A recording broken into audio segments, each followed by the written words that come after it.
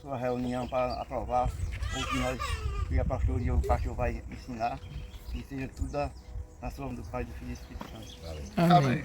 Meus irmãos, nós vamos estudar a carta de Paulo aos Coríntios. A igreja aos Coríntios era uma igreja gigante, uma igreja poderosa em número de membros e congregados.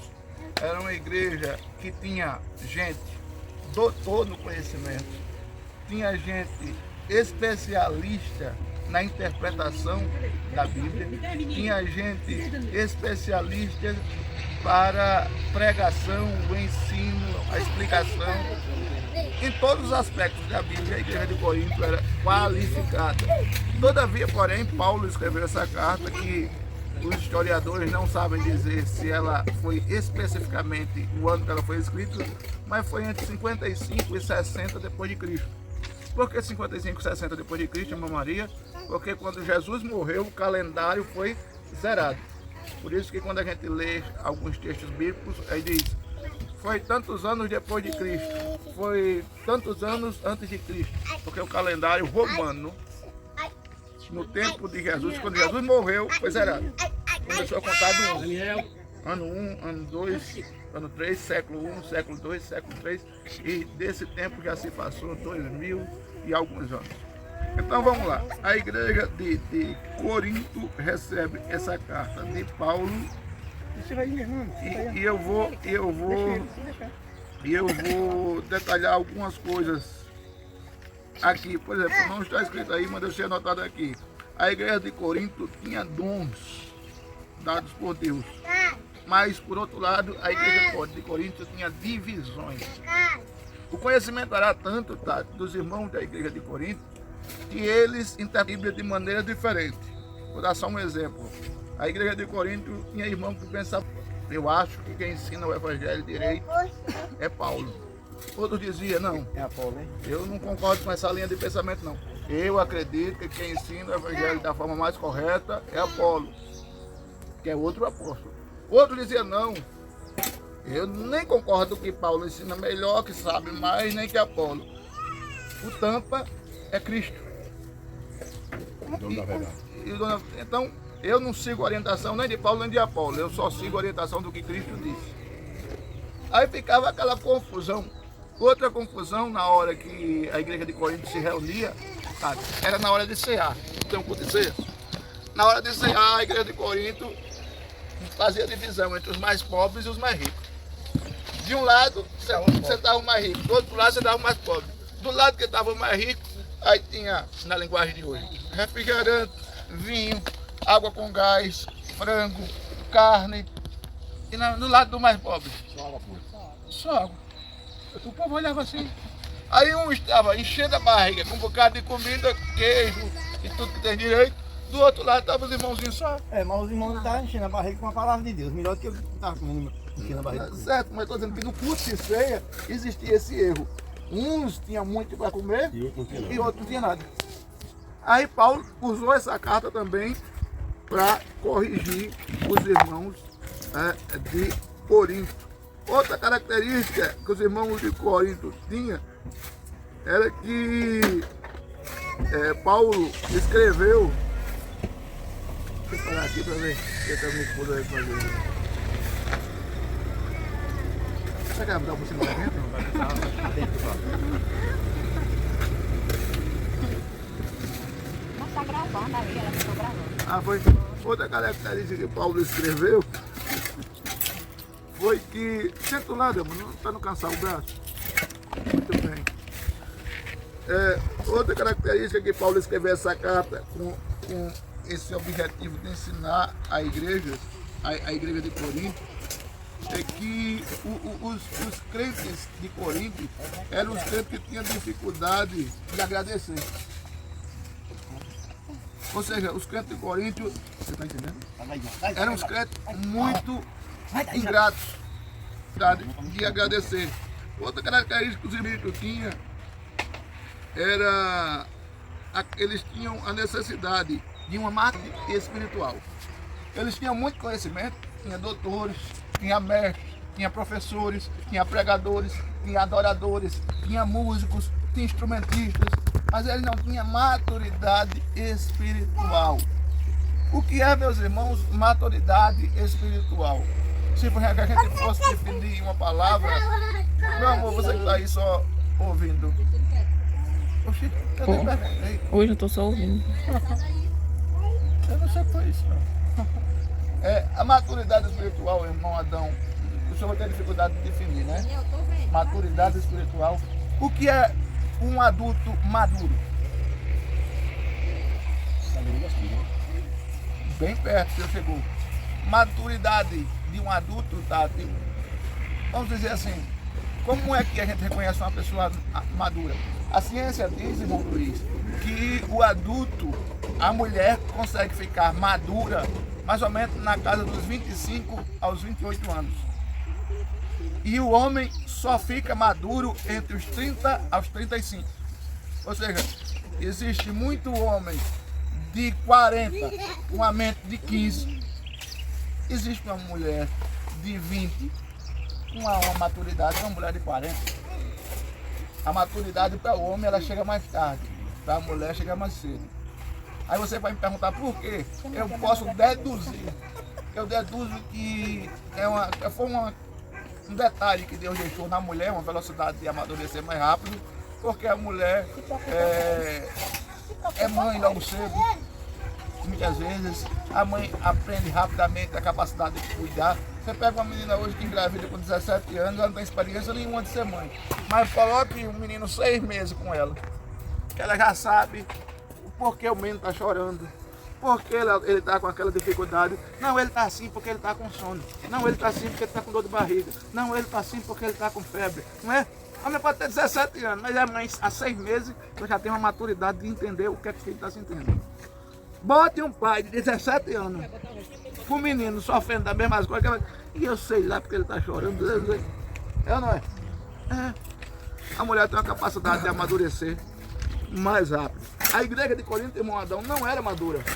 Eles tinham conhecimento, eles sabiam muita coisa da Bíblia, mas eram uns crentes imaturos.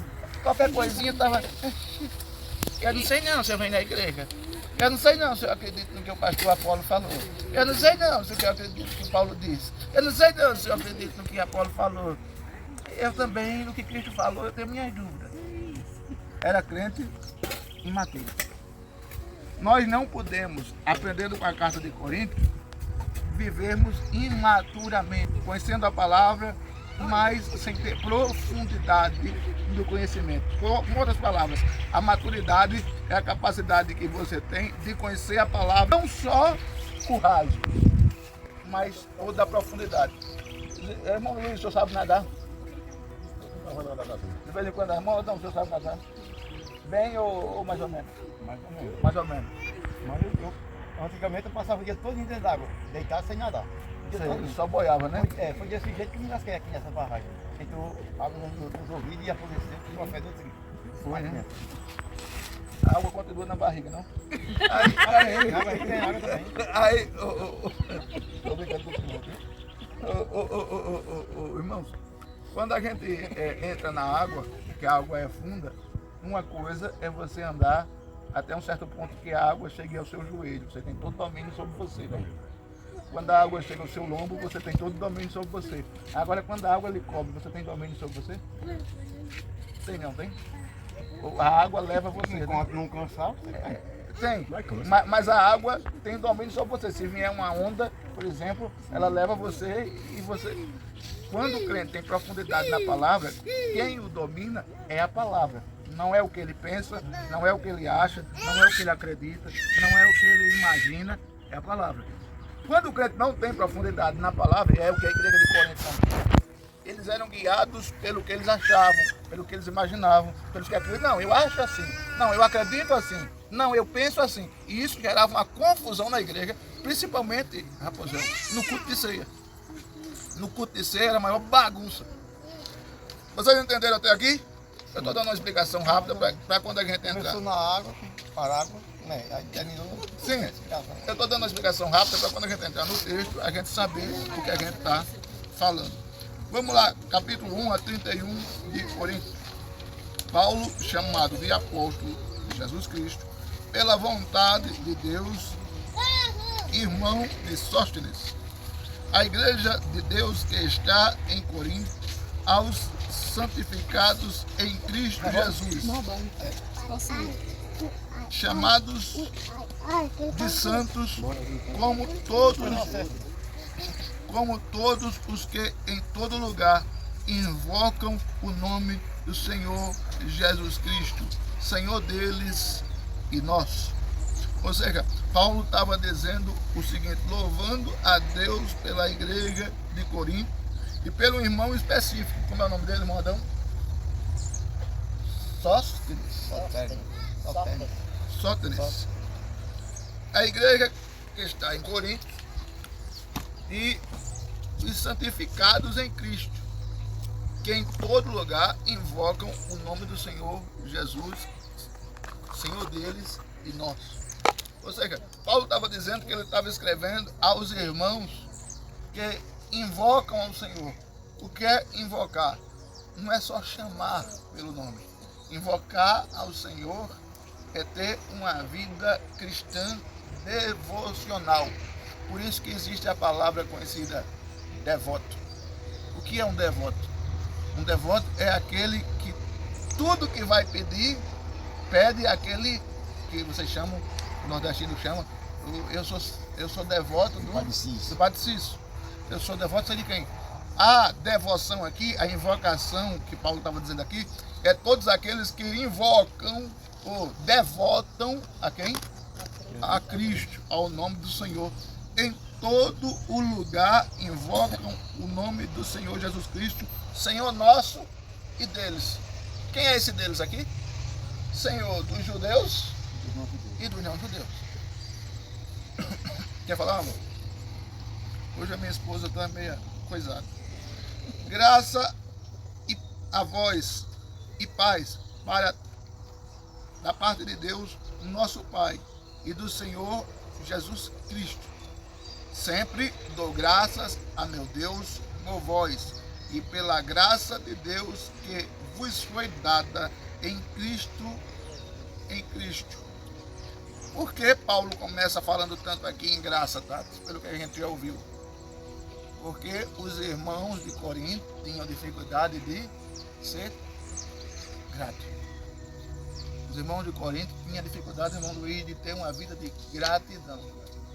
Não existe aquelas pessoas que, se o Senhor fizer alguma coisa por elas, se o irmão Adão fizer alguma coisa por ela, se a Tati, ou se a Rapunzel, ou se a irmã Maria fizer alguma coisa por ela, mas não tem aquelas que acham que não fez mais do que eu dever. Não tem aquelas que acham isso? Que aí é o errado, né? Exatamente.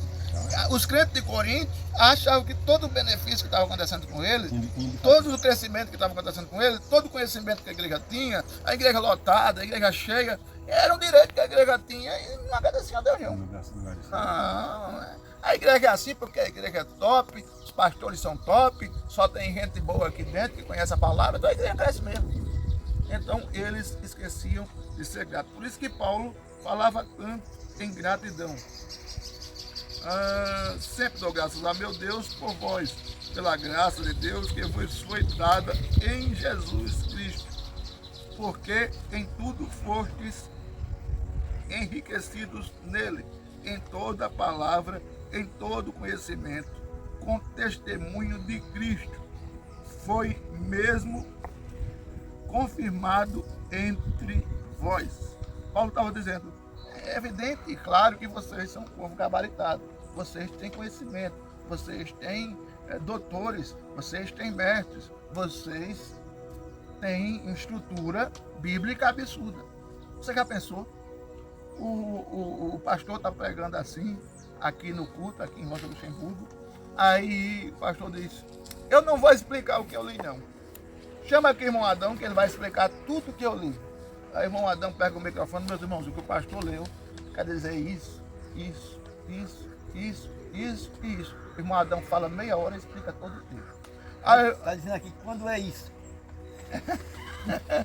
Aí o irmão Luiz chega e diz, concordo plenamente com o que o irmão Adão disse, com o que o pastor leu.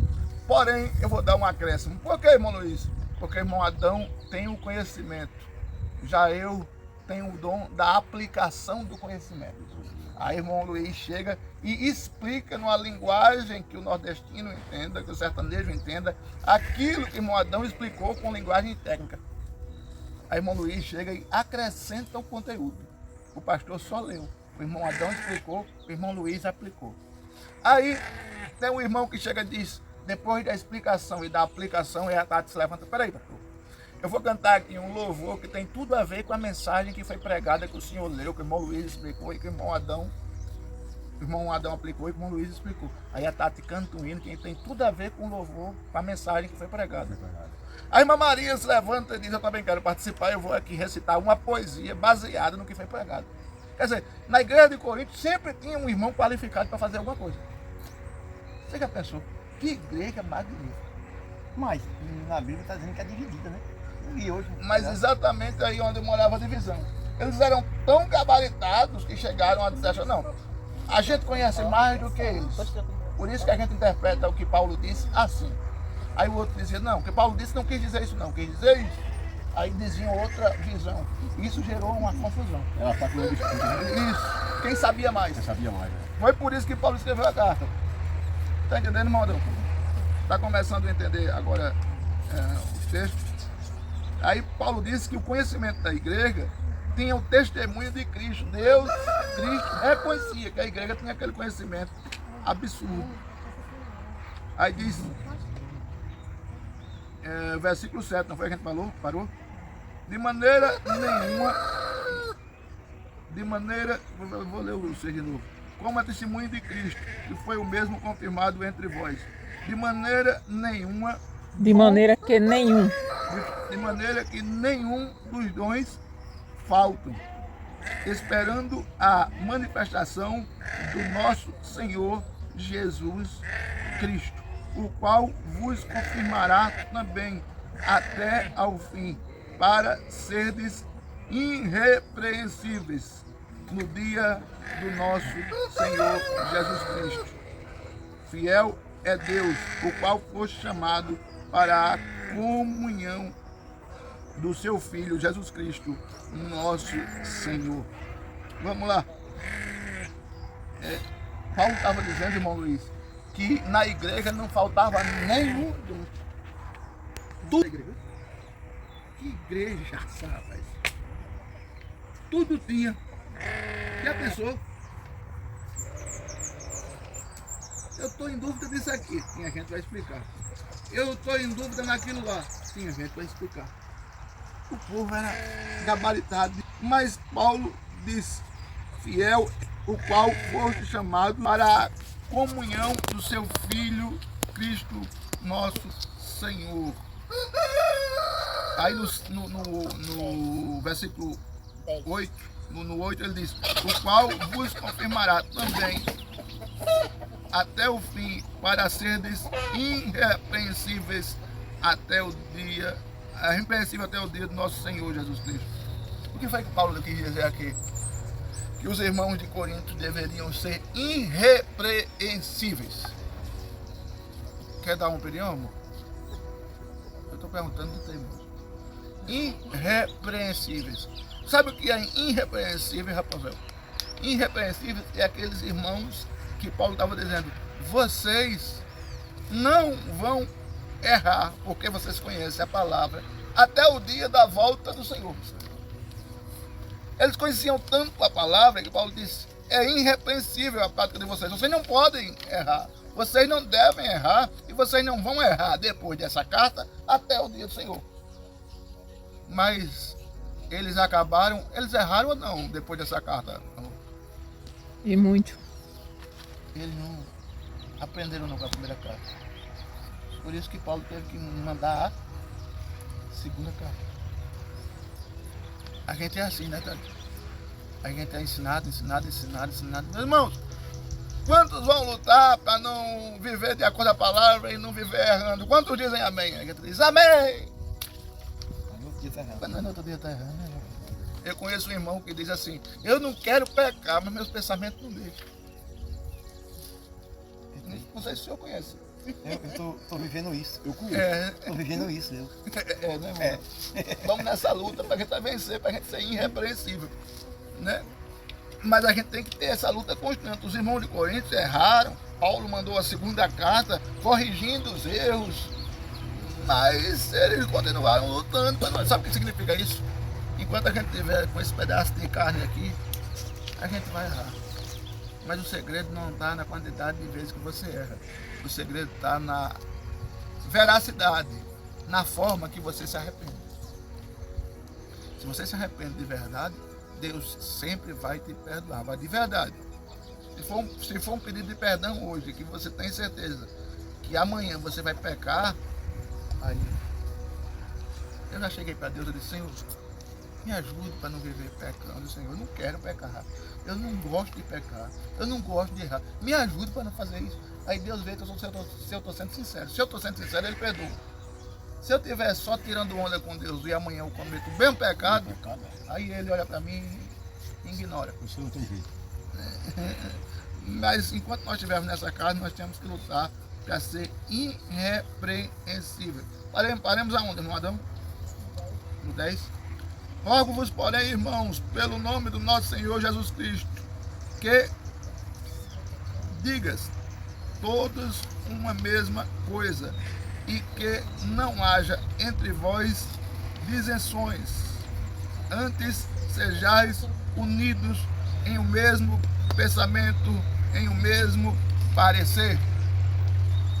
Não haver dissensões. Essa palavra dissensões no português da gente, Rapunzel, é o mesmo que briga.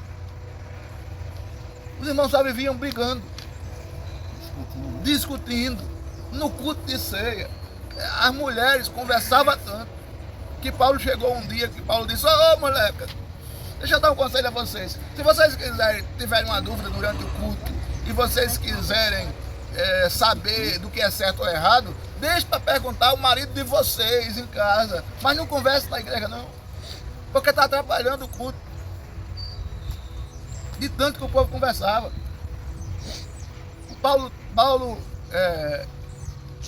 estava pregando, aí um irmão gritava de lá, eu não concordo não, com o que Paulo está dizendo. O outro dizia, cala a boca que ele está certo. Imagina num culto desse. Nem ia começar nunca, nem ia terminar. Um dia uma alma aceitou Jesus lá em Sete Casas, aí um rapaz deu um grito da porta, dizendo, ei, quem pregou o evangelho para ele primeiro foi eu, viu? Se ele está aceitando aí a Jesus aí na igreja de vocês, foi porque eu preguei o evangelho para ele primeiro. Mas não era aquele galeguinho doido não. Não vou dizer quem é não, porque tá filmando, né? Aí, já pensou? Aí já pensou eu no microfone? Deixa de conversa, rapaz, mas ele tá aceitando a Jesus comigo pregando. Olha, pô, que Quero bagunça. ser mais do que o de lá, né? Aí na igreja de Corinto. Sim, é isso. Aí, ainda no versículo 11, aí Paulo diz, versículo 11, Paulo diz, porque a respeito de vós, irmãos, me foi comunicado pela família de Cloé, que há contendas entre vós. Chegou o irmão lá da família de Cloé, onde Paulo estava, rapaz, lá em Corinto está uma bagunça. Estão brigando, velho. Olha, vê o que o senhor pode fazer aí, rapaz. Porque o negócio lá tá feio. Durante o culto ninguém presta atenção, não. É uma briga. O senhor precisa falar no culto de ceia. Meu Deus do céu. Aí Paulo escreve a carta. Aí no versículo 12 ele diz: quer dizer com isto que cada um de vós diz: eu sou de Paulo, eu sou de Apolo, e outro diz: eu de Cefas, e eu de Cristo. Ou seja, dá para a gente entender tranquilamente, é verdade ou não, amor? Existia pelo menos 4 grupos. Um era de Paulo, o outro era de Apolo, outro de Cefas e outro de Cristo. Isso é interpretação minha, não está na Bíblia.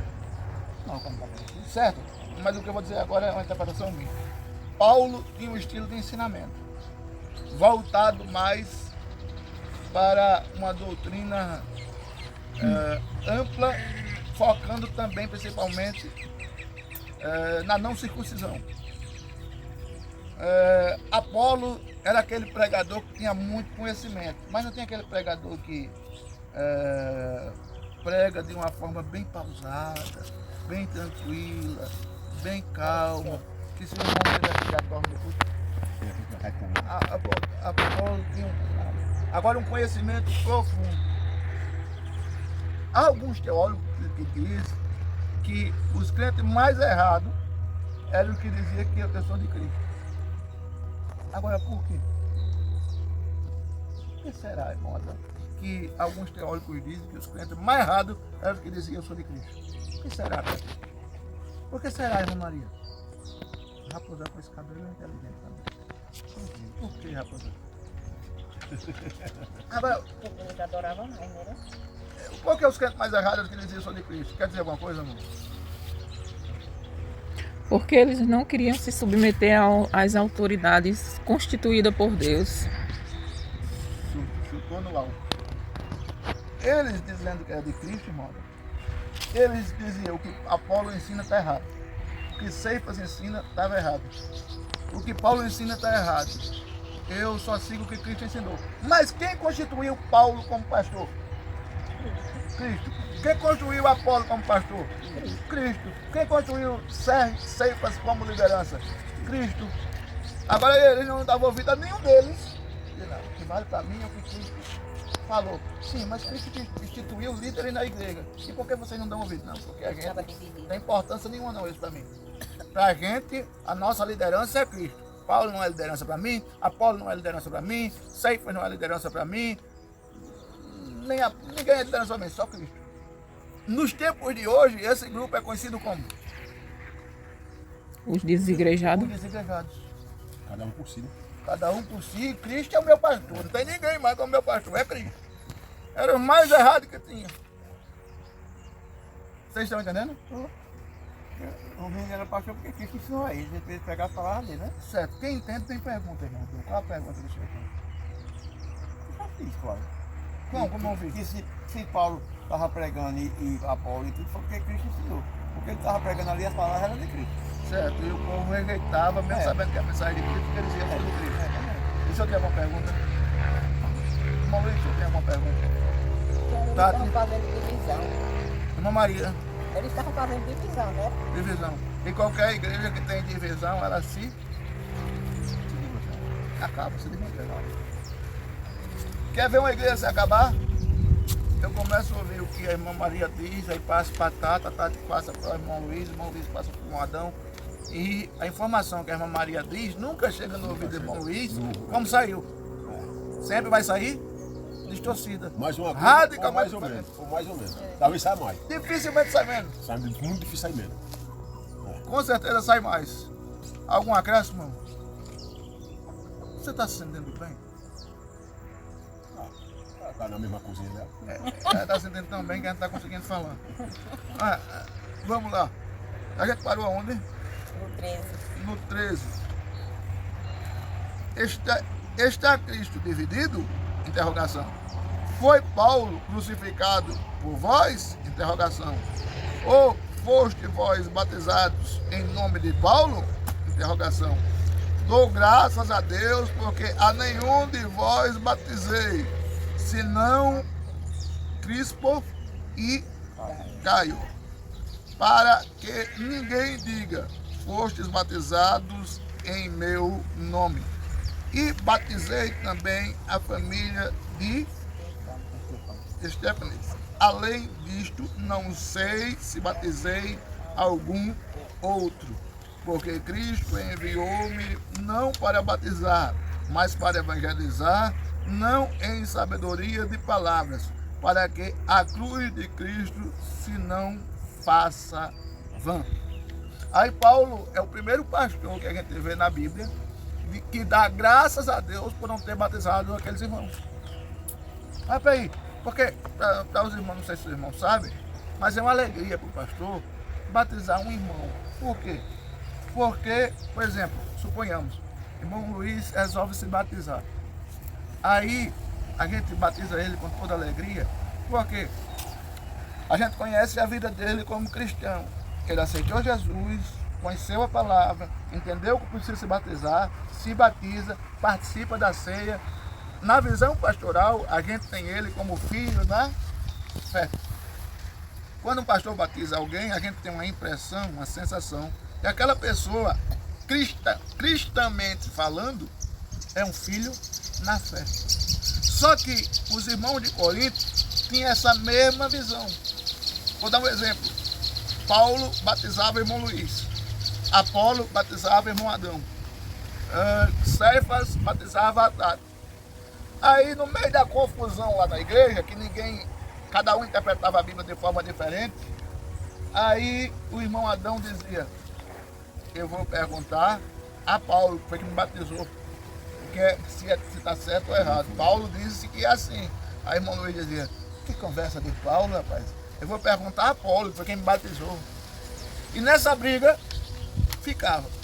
Aí Paulo disse: eu dou graças a Deus, porque eu batizei pouca gente aí. Ele disse até quem batizou. A grande maioria eu não batizei. Então vocês esqueçam. Por acaso foi Paulo crucificado por vocês? Por acaso foi Apolo que morreu? Por acaso vocês estão com a cabeça onde? É isso que Paulo está dizendo. Vocês devem focar, todos vocês devem focar em Cristo, em Jesus. O foco é Jesus. É por isso que hoje existem muitas placas de igreja.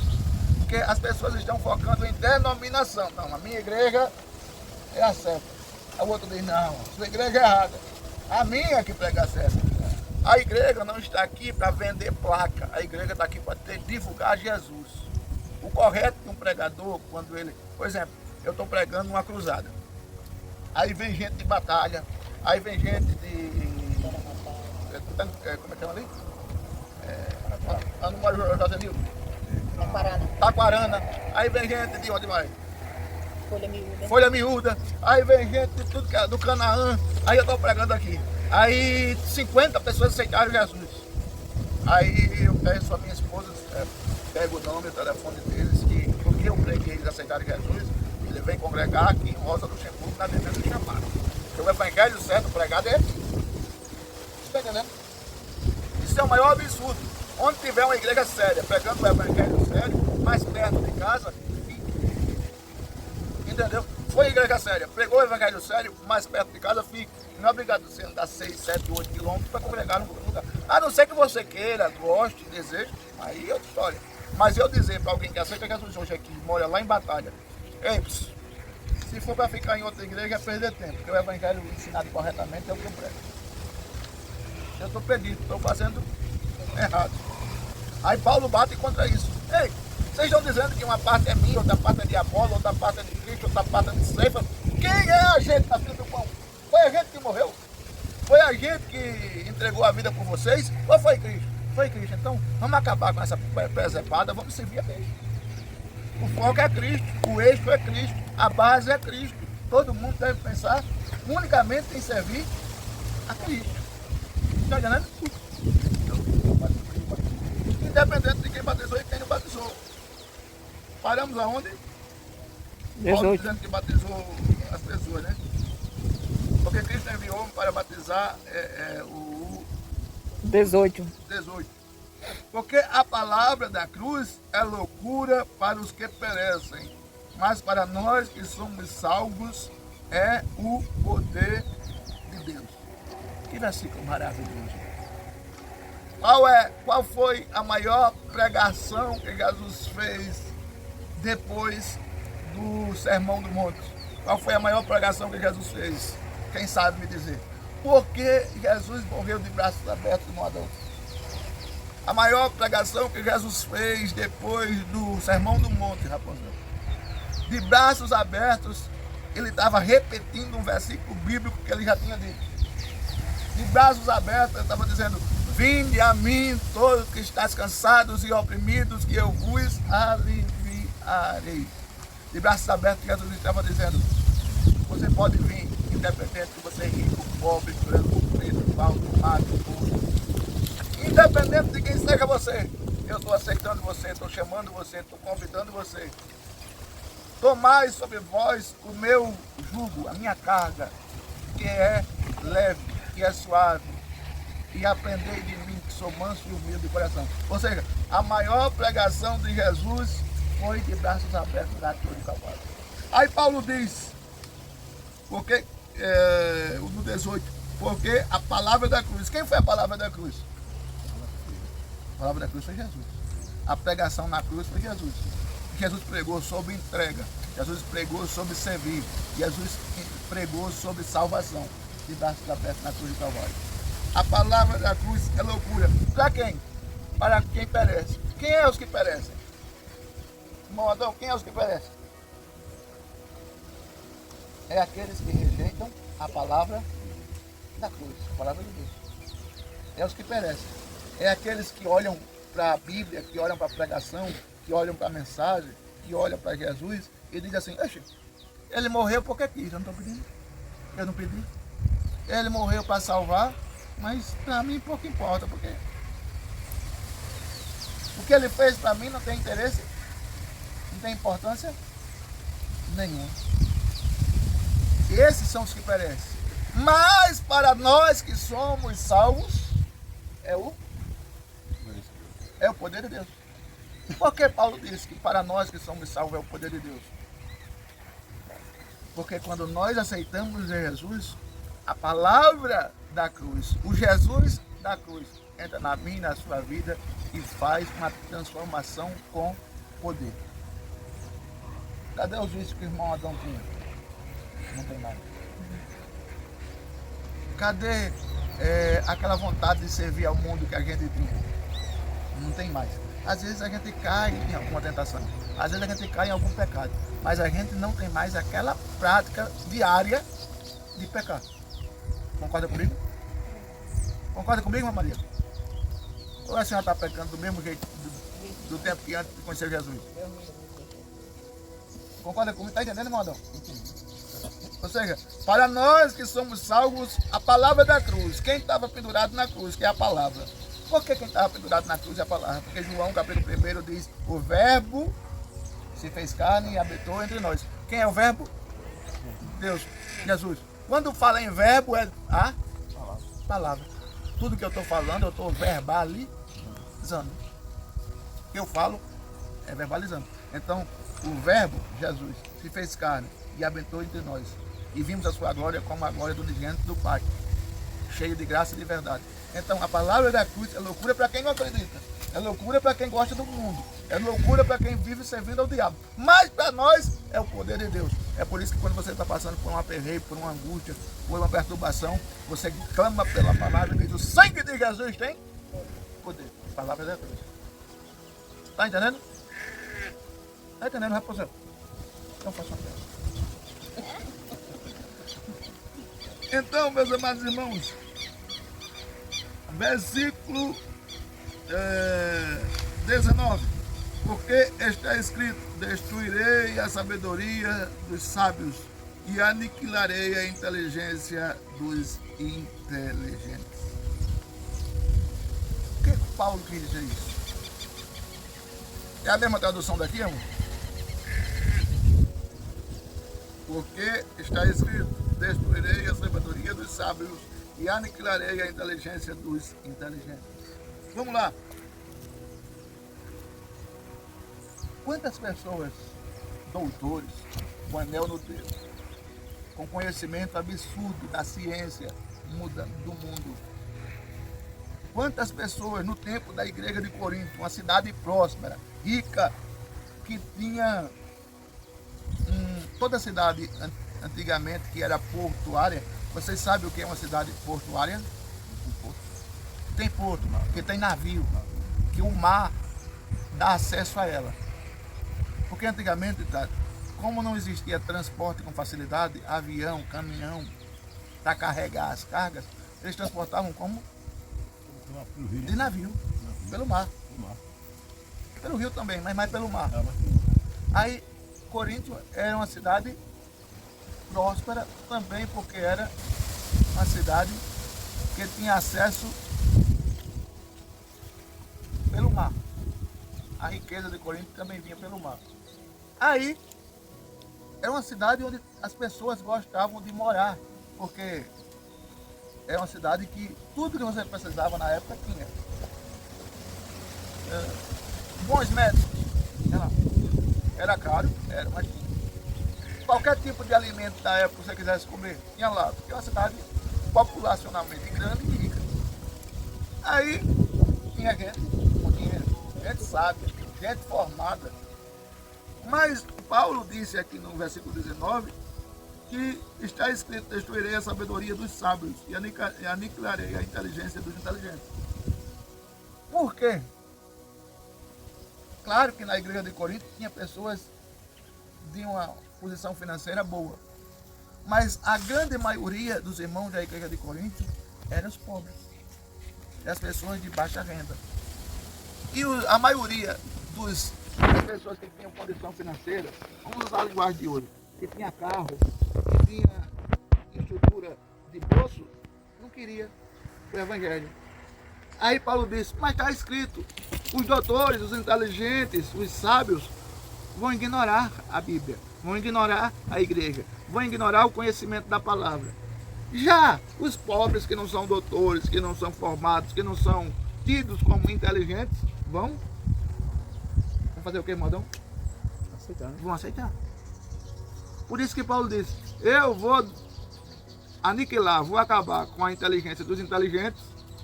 Os inteligentes vão ignorar a palavra, o conhecimento, a salvação de Jesus Cristo. E os pobrezinhos e os financeiramente fracos vão aceitar. Nos anos 70, falando de Alagoas, nos anos 70, a igreja pentecostal em Alagoas tem se eu não estou me enganado, 121 anos, ou é 118 ou é 121.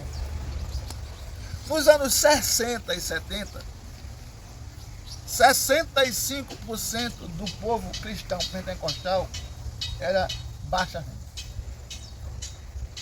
Era naquele tempo que os crentes eram chamados de bode. Ó, já vai os bodes. O senhor chamou de bode, irmão Luiz? Os crentes? Meu pai não, mas meu pai perguntando onde ia ser a gandaia. Onde ia ser a gandaia, né? Passaram com violão, com aqueles negócios, para tocar. Aí o rei fez carcaça de cara. Onde é que é a gandaia? Vai ser aonde? Na capital, nesse tempo, 60, 70, 50, os crentes eram chamados de bode. Por quê? Porque na cabeça daqueles que se achavam entendidos, ir para a igreja, aceitar Jesus é negócio de gente trouxa, para dar dinheiro ao pastor, que negócio de Jesus que nada. E os entendidos diziam: negócio de secreto, negócio de gente otário, eu não vou cair nessa não. Entendeu? Paulo já dizia aqui que os sábios não iam querer, os doutores não iam querer, em sua maioria. Mas aqueles que não eram classificados como pessoas inteligentes, entendidas, eram conhecidas como classe média baixa, iam aceitar. Deus ia abrir a mente deles e eles iam entender. E isso ainda acontece hoje. A grande massa de Giraldo Ponciano aceita Jesus como Salvador. O prefeito, o vice-prefeito, o vereador, o médico, aceita Jesus como Salvador? Quem é que aceita? Aqueles de baixa. Fica naquela ponta de rua. Vocês estão entendendo o que Paulo disse? Tem alguma pergunta, irmão? Não. O senhor não está perguntando nada, o senhor não está falando nada. A gente parou aonde? 20. Onde está o sábio? Onde está o escriba? Onde está quem? Inquiridor deste século. Quem é inquiridor, amor? Depende do contexto, né? Nesse contexto. Nesse contexto, é aqueles que é ligado à cultura, né? Um orador.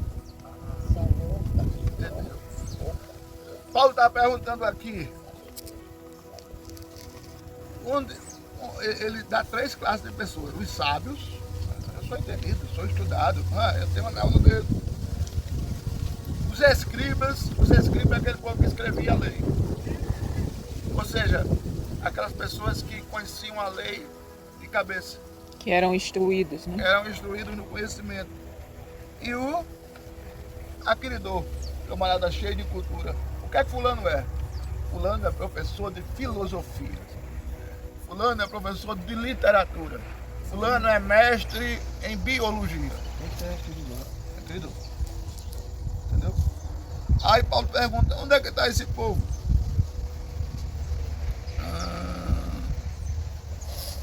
Porventura não tornou Deus louca a sabedoria deste mundo? Pois visto que na sabedoria de Deus o mundo não conheceu a Deus pela sua sabedoria, não conheceu a Deus pela sua sabedoria. Aprove Deus salvar os crentes pela loucura da pregação, porque os judeus pedem sinal e os gregos buscam sabedoria. Esse versículo dá uma pregação maravilhosa.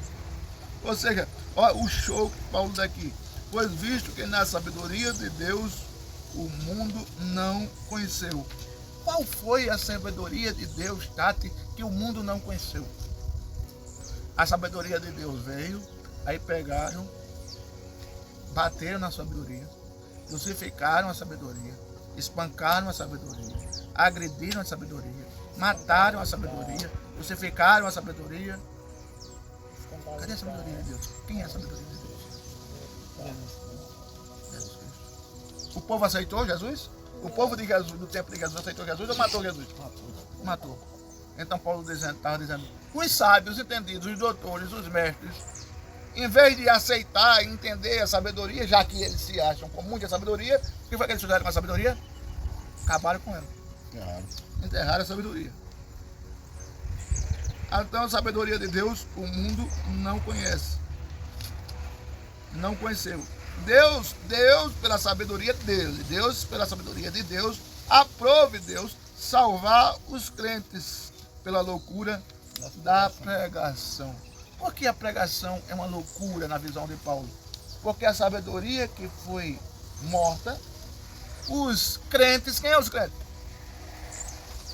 Aqueles que crêem em Jesus, em Deus. Aqueles crentes,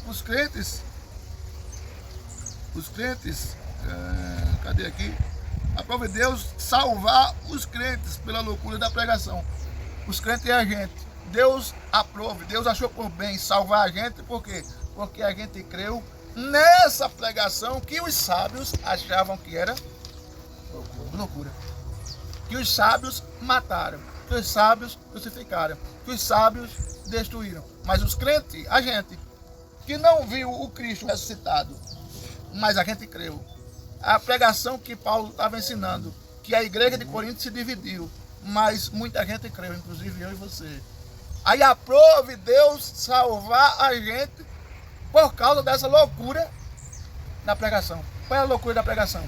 É dizer que o Cristo que morreu ressuscitou. Mas você viu ele ressuscitado? Nem eu. A senhora viu, Maria? A senhora que é mais antiga, viu Jesus ressuscitado? Nem eu. Modão, o senhor viu Jesus ressuscitado? Nem eu. Irmão Luiz, o senhor viu Jesus ressuscitado? Nem eu. Mas quem é que não crê que Jesus ressuscitou? Tem alguém aqui que não crê que Jesus ressuscitou? O senhor crê, irmão? Mas o senhor estava crendo naquela história do livro. Mas o senhor crê que ele ressuscitou? Crê, né? O senhor crê, respondeu que ele ressuscitou. O senhor crê também. Eu creio também. Então, aprove Deus salvar a gente, porque a gente, em vez de rejeitar como os judeus fizeram, a gente creu. Que maravilha, né? Não? Nós somos salvos não pela placa da igreja. A gente não é salvo não pelo conhecimento que a gente tem. A gente não é salvo não porque a gente merece. A gente não é salvo não porque a gente tem condição financeira ou deixa de ter. A gente não é salvo por outro motivo. A gente só é salvo por quê? Crer. Porque aprove Deus salvar os crentes. Entenderam? Entendeu? Parou aonde? 23. Fazer uma pergunta, amor? Faça uma pergunta, eu gosto de gente que pergunta. Eu não estou gostando desse negócio.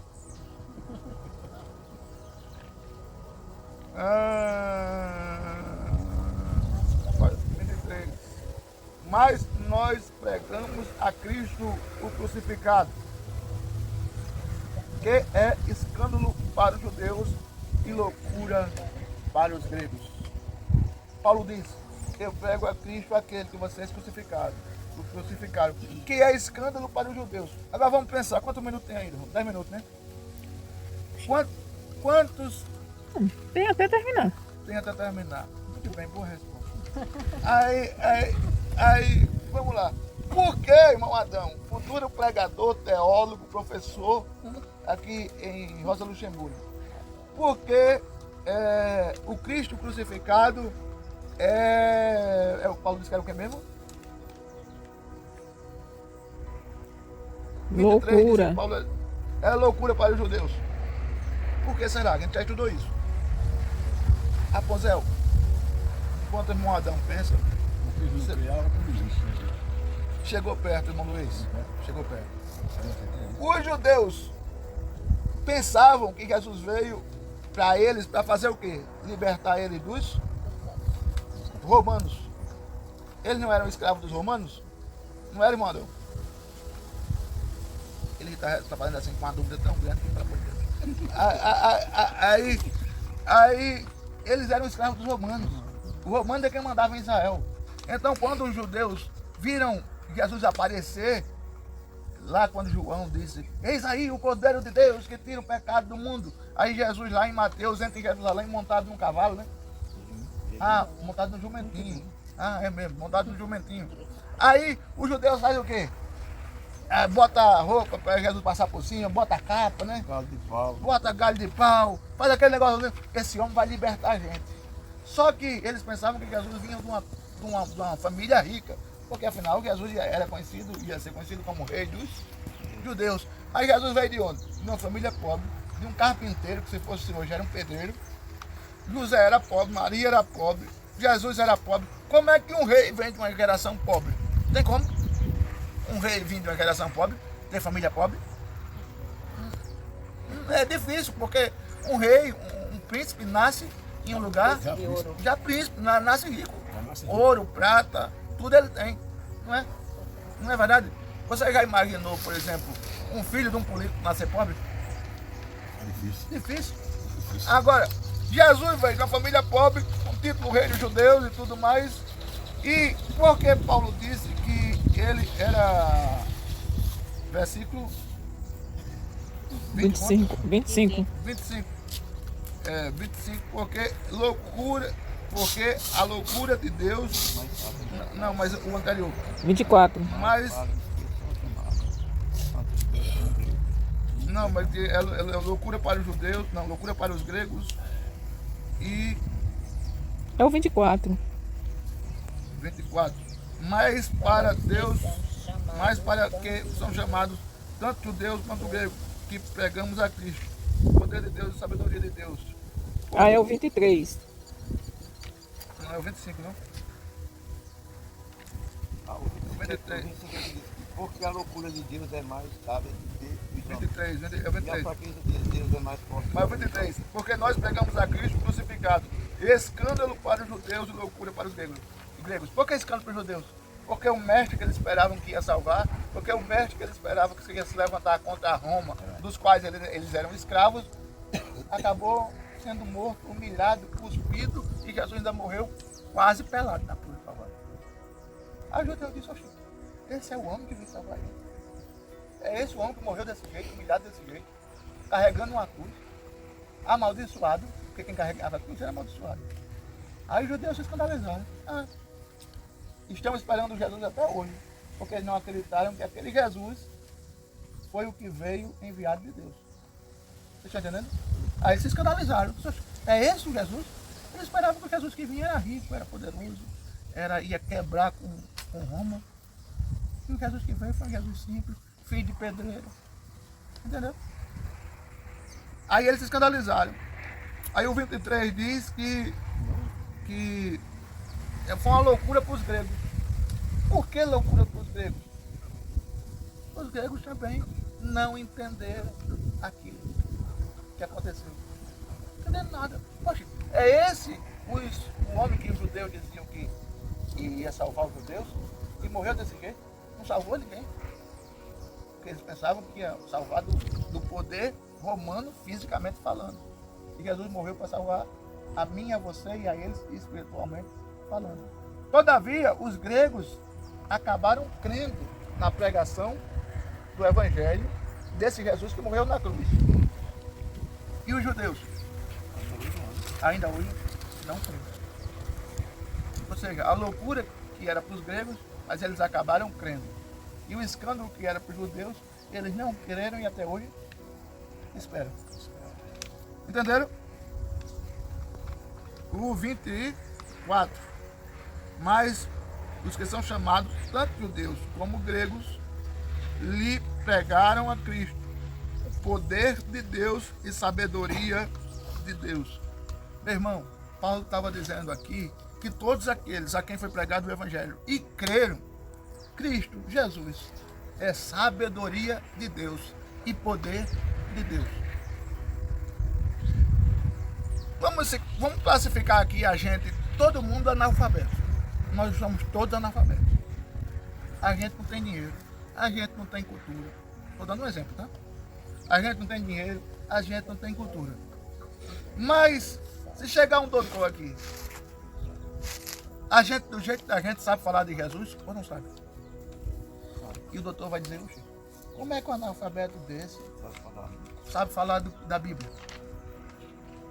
Aí o doutor chega aqui cheio de conhecimento, cheio de ciência, cheio de mais doente, enfermo.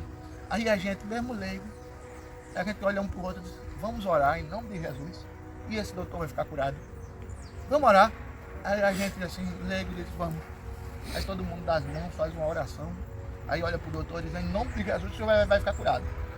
Aí o doutor sai daqui, 30 dias depois ele liga para mim e diz, olha, depois daquela oração, aquele povo lá fez debaixo da água, não é que eu fiquei curado.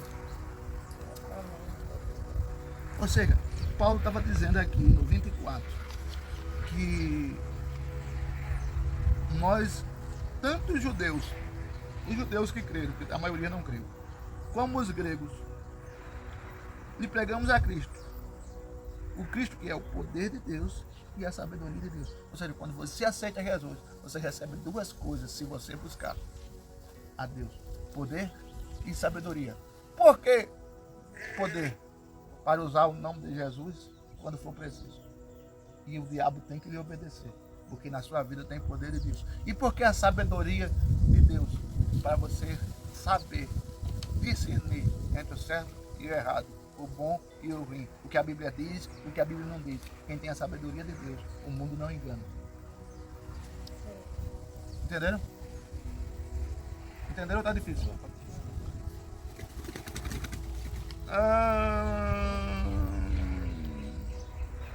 25. Porque a loucura de Deus é mais sábia do que os homens, e a fraqueza de Deus é mais forte do que os homens. Paulo fez aqui uma resenha. Você imagina, o Rapunzel, Deus louco? Não, né? Você imagina Deus fraco? Não. Paulo estava dizendo aqui no sentido figurado. Deus é a sabedoria. E é toda a sabedoria dele. Mas, mesmo assim, com toda essa sabedoria, os sábios daqui da terra não conseguem captar. E a gente que não tem tanta sabedoria, consegue. Por que tu está aqui participando desse culto? Porque você entendeu que a palavra de Deus é o que a gente precisa para servir a Deus. E tem doutor aí que é metido a sábio e diz, eu vou aceitar Jesus. Não, isso é negócio. Ou seja, ele está sendo burro e tu sabe. Aí, a fraqueza de Deus. Você imagina Deus fraco? Claro que não. Mas Paulo supôs aqui. Vai que a gente imagina que Deus, por um segundo, seja fraco. Mesmo a fraqueza de Deus é mais forte do que a humanidade toda. Não existe essa possibilidade de Deus estar fraco. Não existe essa possibilidade. Mas mesmo que isso acontecesse, a fraqueza de Deus é mais forte do que um. E tem gente besta que se acha uma coisa. Não é, irmão? Versículo 21. Porque bem vedes, irmãos, a vossa vocação, que não são muitos os sábios, segundo a carne, nem muitos os poderosos, nem muitos os nobres que são chamados. Paulo estava dizendo aqui, a igreja de Corinto tem sábio, a igreja de Corinto tem nobre, a igreja de Corinto tem gente inteligente, a igreja de Corinto tem gente rica, mas não são muitos, são poucos, não são muitos, são poucos.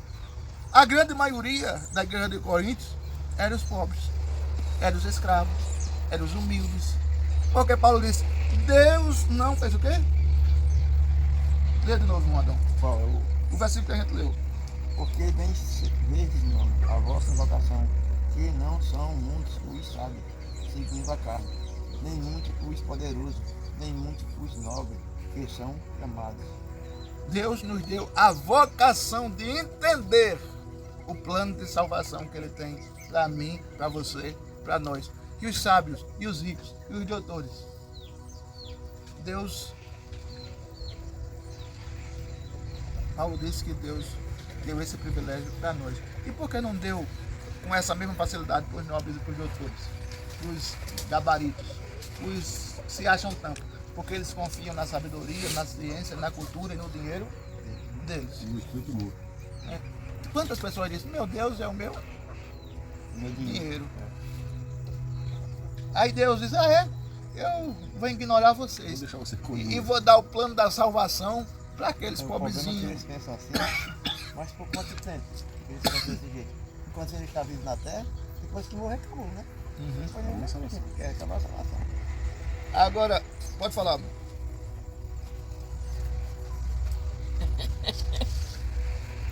Agora, enquanto os sábios, os entendidos, os doutores e os mestres rejeitam, Paulo disse que a gente, humilde, somos privilegiados, porque Deus deu o dom para a gente entender. Você tem o dom de entender a palavra. Nunca mais diga que você não tem dom de entender, capacidade de entender, porque Deus lhe deu o dom para entender. Você pode não entender como gostaria, irmão Adão. O senhor pode não entender como gostaria, irmão Luiz. Você pode entender como gostaria, Tati, a Bíblia. Mas você entende. E tem doutor que não entende o pouco que você entende. Entendeu? E essa vocação de entender foi Deus que deu. Que privilégio, não é, Ponzão? Quem não está entendendo? Faça uma pergunta, pelo amor de Deus.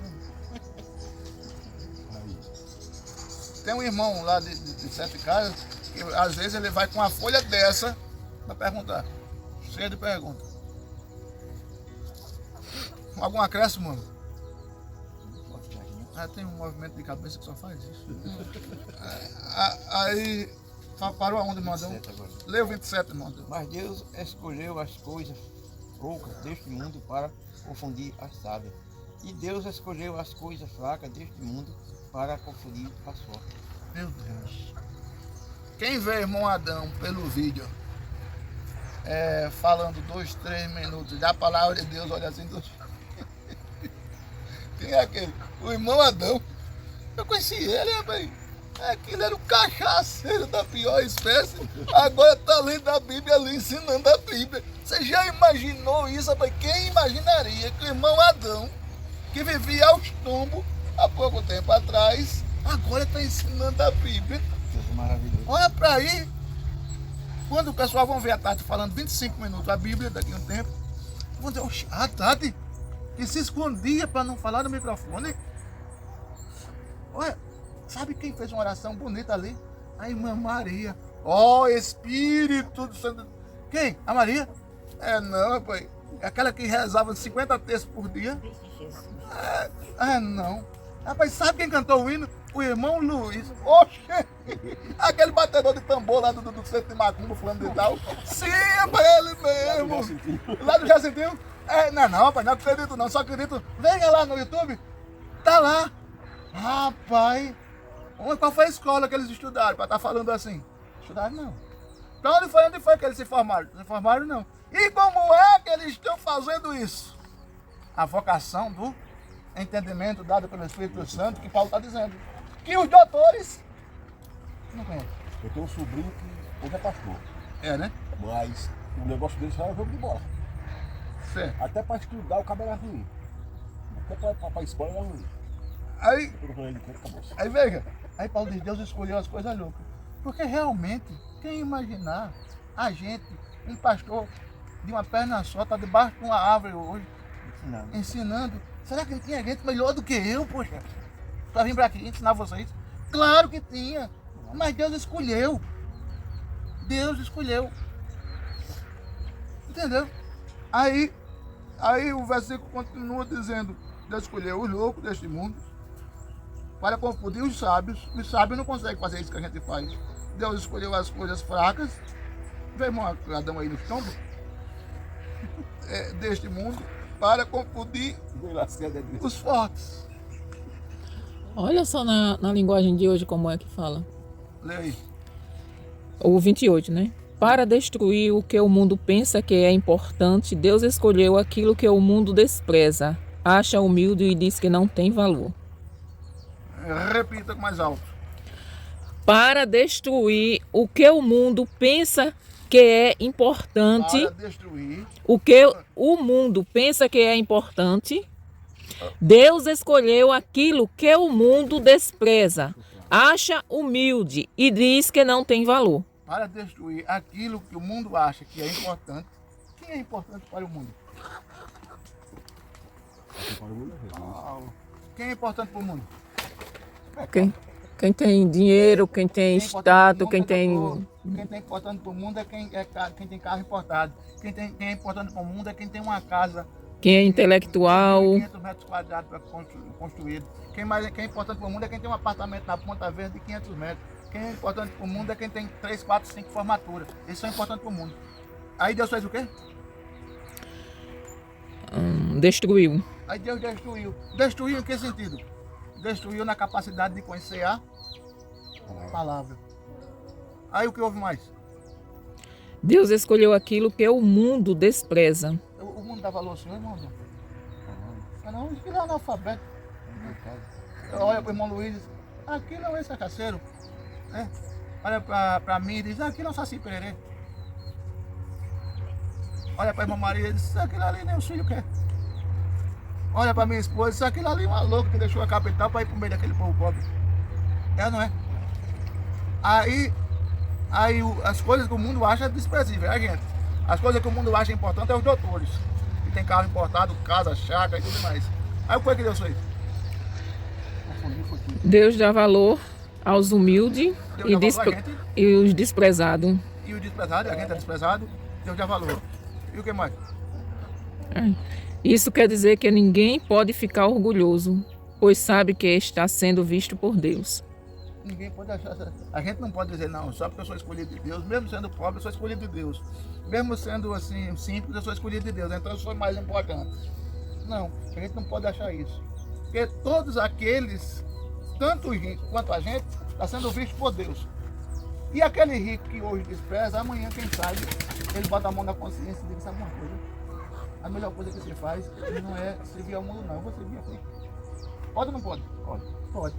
Então a gente não pode se orgulhar e achar importante, porque a gente tem o dom de entender a palavra e desprezar o rico, porque o rico amanhã pode aceitar Jesus. Vocês estão entendendo ou está difícil? Está entendendo, né? O 30. Vós sois dele, olha, você não é seu, você é de Jesus e eu também. Vós sois dele, em Cristo, o qual para nós foi feito por Deus sabedoria e justiça e santificação e redenção. Cristo foi feito, Cristo foi trazido à terra para isso aqui que o versículo 30 diz. Feito para quê? Foi feito para quê, irmão Adão? Foi feito por Deus para sabedoria. Sabedoria, por que sabedoria? Jesus foi feito sabedoria para que nós que aceitamos a ele pudéssemos entender a palavra. Quem aceita Jesus recebe a sabedoria para entender a palavra. Aí foi feito mais o que? Justiça. Porque nós somos justificados pela fé. Ou seja, todo aquele que crê em Jesus é justificado pela fé. O que é ser justificado? É ter os pecados apagados e ser perdoado de todos os erros que fez, quando se arrepende. Ok? justificado. Santificação e redenção. Santificação, uma vida em santidade. Não significa que nunca vai tropeçar, mas significa que se tropeçar e se arrepender, Deus põe de pé novamente. Redenção. Redenção. Nós somos redimidos e seremos redimidos. O que é redimir? Lavado, purificado, transformado, modificado, regenerado. Entendeu? Vamos encerrar. Eu acho que os irmãos estão dando graças a Deus. Para que, como está escrito, aquele. Como está escrito? Como nós temos que se gloriar, irmão Luiz, irmão Adão, irmã Maria. Irmã Maria nem leu hoje, eu esqueci de botar ela para ler. Na próxima, a minha esposa vai botar. Como é que a gente deve se gloriar no Senhor? Porque tem gente que se gloria, Tati, na conta bancária que tem. Não tem problema não. Na oração. Se eu adoecer, tem dinheiro para contratar os melhores médicos. Tem problema não. Se eu quiser, eu vou na loja agora e compro um carro zero. Tem problema não. A minha capacidade, a minha inteligência, a minha faculdade me deu condição financeira para estar aqui onde eu estou. Quem se gloria no mundo se gloria assim. E a gente? Se gloria no Senhor. Como é se gloriar no Senhor? Se não fosse Deus na minha vida, eu não era nada. Se não fosse Deus no meu ser, eu não era nada. Se não fosse Deus na minha família, eu não era nada. Se não fosse Deus, eu continuava viciado, mentiroso, hipócrita. Se não fosse Deus, eu continuava uma pessoa imprestável. Mas glória a Deus, porque entrou na minha vida, transformou a minha vida, modificou a minha vida, regenerou a minha vida. E se eu morrer hoje, eu vou me encontrar com Ele. Aleluia, glória a Deus. Foi difícil? Foi fácil? Então faça uma pergunta, tá?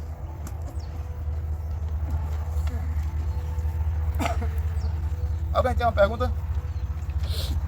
O que foi explicado não tem problema. Foi explicado em cima daquilo que está. É isso. O senhor está saindo pela tangente para não perguntar nada, né? Não. Porque foi tudo explicado. Né? Maria, tem alguma pergunta? Não. Dá mais para mais não tem. Tati? Diz aí, bebezona, tem uma pergunta? Rapunzel? Pergunta, Rapunzel. Tem alguma pergunta, irmão Adão? Uma pergunta pelo menos. Não vale fazer a pergunta daqui, não. Eu ia perguntar um monte, pastor. Uma pergunta sua. Irmão Luiz, alguma pergunta nenhuma, né? Meu amor, tem alguma coisa a acrescentar? Não é para frente aí. Os irmãos vão desculpando aí alguma coisa, porque hoje a minha esposa pode estar aqui, mas ela quis trocar. Significa que ela em 7 casas vai ensinar hoje. Ela vai alguém passar de casa? Ela vai ensinar hoje. É. Foi-se embora o bebê? Tô na casa da minha mãe. Foi-se embora da sarinha. Amém. Vamos orar? Dançarina. Deixa eu pegar a folha de Mais uma vez, irmãos, eu não trouxe. Mas Vai pegar outra, vai? pra semana eu trago, viu? Deixa eu pegar. Cadê a boleta? Quando eu me levanto, papai já me Ô, irmão, deixa pra depois. Ele vai orar logo. Depois o senhor pega. A dona Nina pediu do cacete hoje. Vai estar somente quando ela sai desse cacete lá no coisa e sai fazendo. Ele vai andar só. Então, meus irmãos, olha aí, amor. Senhor nosso Deus, te damos graça, Pai amado, por mais esse dia, por esse ensinamento, que o Senhor nos capacite cada vez mais, nos dê sabedoria para entendermos a Tua palavra e colocarmos em prática, Senhor. Abençoa cada irmão aqui presente e, Pai, nos dá da Tua graça, da Tua misericórdia, acrescenta a nossa fé para que nós possamos continuar na jornada, perseverando, Pai, em nome de Jesus. Amém. Amém. Deus abençoe os irmãos. Até próximo sábado.